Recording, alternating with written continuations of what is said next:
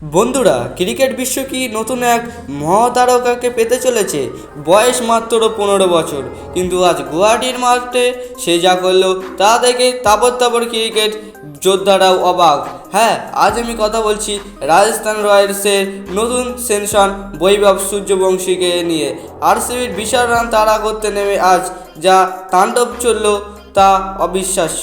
রাজস্থান বনাম আরসিবির এই ম্যাচে প্রথম ব্যাট করে আরসিবি 201 রানের এক পাহাড় দাঁড় করিয়েছিল। বিরাট কোহলির 32 এবং রজত পাতিদারের 36 রানের ওপর ভর করে আরসিবি ভেবেছিল ম্যাচ তাদের পকেটে, কিন্তু তারা জানতো না ওপেনিংয়ে আজ ঝড় আসতে চলেছে, যার নাম বৈভব সূর্যবংশী। যশস্বী জয়সওয়াল দ্রুত আউট হয়ে গেলেও বৈভব আজ ছিলেন এক মারমুখী মেজাজে।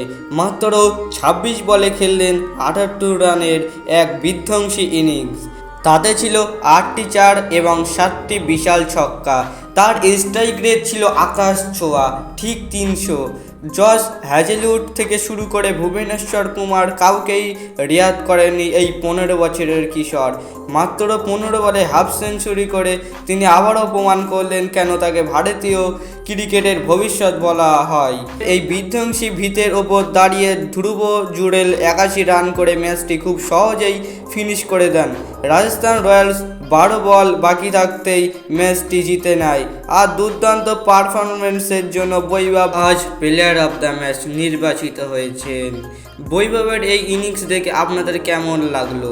আপনাদের কি মনে হয় সে কি খুব শীঘ্রই ইন্ডিয়ান টিমের সুযোগ পাবে? কমেন্ট বক্সে অবশ্যই জানান। ভিডিওটি ভালো লাগলে লাইক দিন এবং আমাদের চ্যানেলটি সাবস্ক্রাইব করুন। দেখা হচ্ছে পরের ভিডিওতে।